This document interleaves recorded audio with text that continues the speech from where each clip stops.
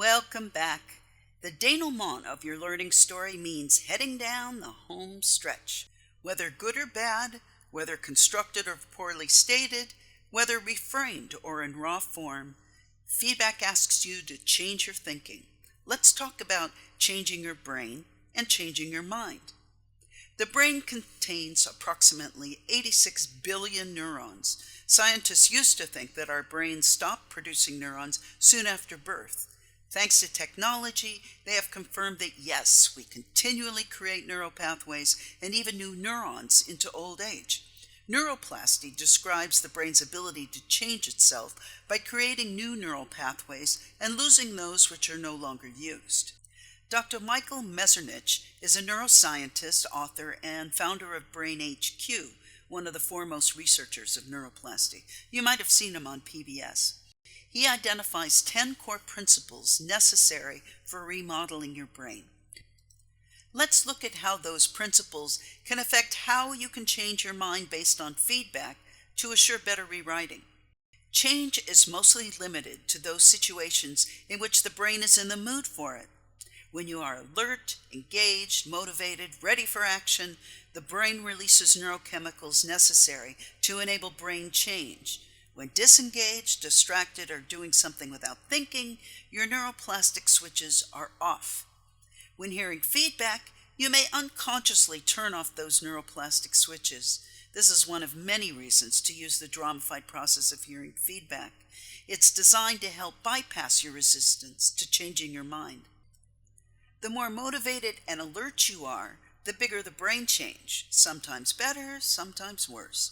If trying to master something for an important reason, the change experienced will be greater. Hearing feedback can be motivating in either a positive or negative way. Using the Dramafied process of hearing feedback helps assure you embrace the positive and put the negative into a usable context. Changes in the brain correlate with the strengths of the connections of neurons that are engaged together moment by moment in time. In other words, the more you practice something, the more connections are changed and incorporated. Processing feedback gets easier with practice. Using the Dramafied process of translating feedback shortens the learning curve because you change habits and expand the frames of reference in which you house your knowledge. Learning-driven changes increase cell-to-cell cooperation. Mesernich explains this by asking you to imagine the sound of a stadium full of fans clapping at random versus the same people clapping in unison. With a learning mindset, you are better able to hear feedback because you're keeping an open mind. Shutting down prevents you from understanding and applying appropriate feedback. The connections between teams of neurons help the brain use separate successive moments to predict what will happen next. Otherwise, your stream of consciousness would be reduced to a series of separate, disconnected ideas. Acknowledging cause and effect will help you think about how rewriting will support your intention. Unlike in economics, the trickle-down theory can apply. When you try on possibilities, you can better predict the outcome of your rewriting efforts. It is just as easy to generate negative changes as it is positive ones. Most people have a use it or lose it brain. Unfortunately, the older you are, the higher probability that you'll embrace negative changes. Everyone falls into the trap of making negative changes in their thinking and actions, sometimes without knowing it. The Dramafied process of hearing feedback is one way to acknowledge and battle against negative patterns of thinking about feedback. Initial changes are temporary and only become permanent if your brain judges that change is worth changing. Sadly, not all changes are good. Successfully using the Dramafied process of hearing feedback requires repetition to overcome resistance to changing your thinking and writing habits. Sometimes you have to outsmart yourself to make good decisions. Memory guides and controls most learning. You tend to remember the good attempts to change while discarding the not-so-good attempts. Making incremental adjustments to what you remember improves how and why you remember. Writing is a reflection of thinking. Thinking is shaped by knowledge and memories of your experiences. Sometimes you need to create new memories through experience or research to expand your frames of reference to rewrite effectively. When your brain strengthens a connection of neurons to advance your skills, it also weakens connections that aren't used at that precise moment. For that reason, every moment of learning offers an opportunity for the brain to stabilize by reducing some of the irrelevant or interfering activity in the brain. With practice, your brain will learn to more easily discriminate between feedback that will and will not help you rewrite. Embrace what works and disregard the rest. In addition, most good writers delete major chunks of their drafts. The brain changes your internal mental representations in the same ways your behavior changes through interactions with the external world. Memory conditions those representations, but can be reshaped to inspire learning. We each have a unique internal representation for things like time, relationships, and other experiences. Sometimes receiving feedback means altering those internal representations, especially about how you think, write, and rewrite.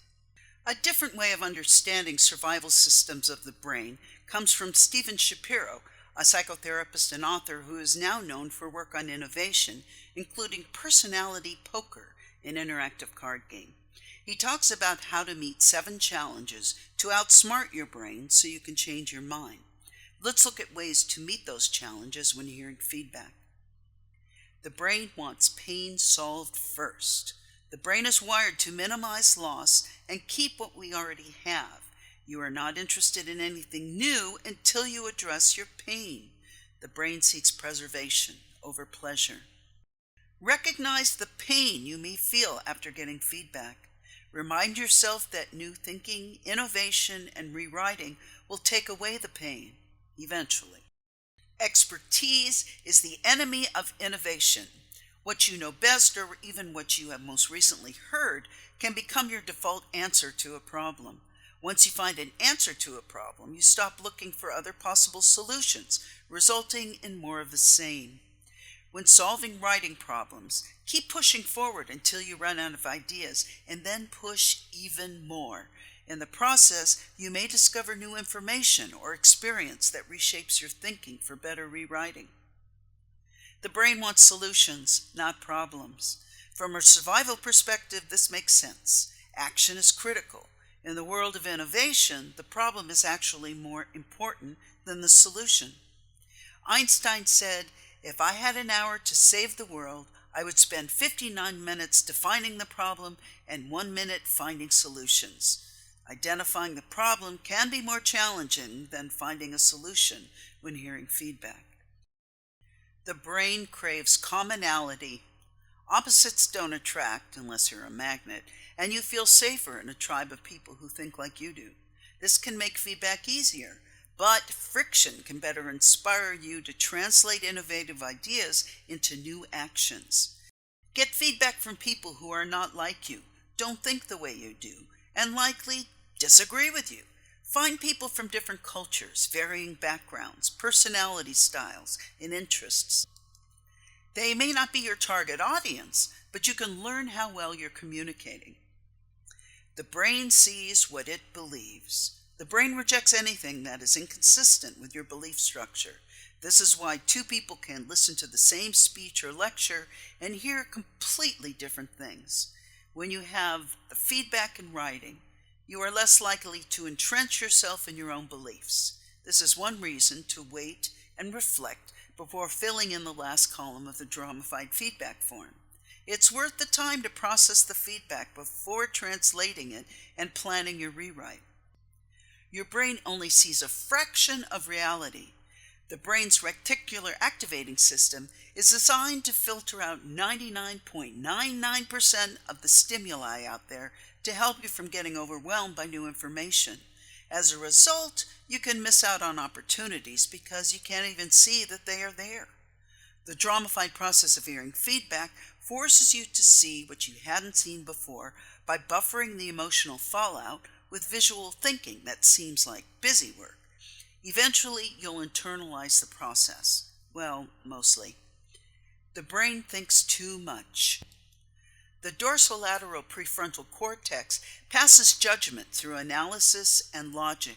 This is great for decision making that requires logic. However, overthinking can block progress. By the time you have completed the Dramafied Feedback Form, you will have read the feedback so many times you're more likely to quiet the emotional noise in your brain. This process can give you the inspiration you need to crack the nut, as discussed in the prior course.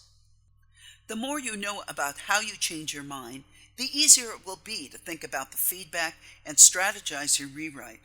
Your assignment is to finish your Dramafied Feedback Form by filling in the final column.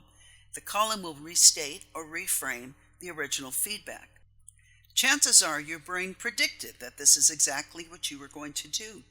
You may need to go back to the Dramafied Feedback Form a few times for this to really sink in. Talk at you soon.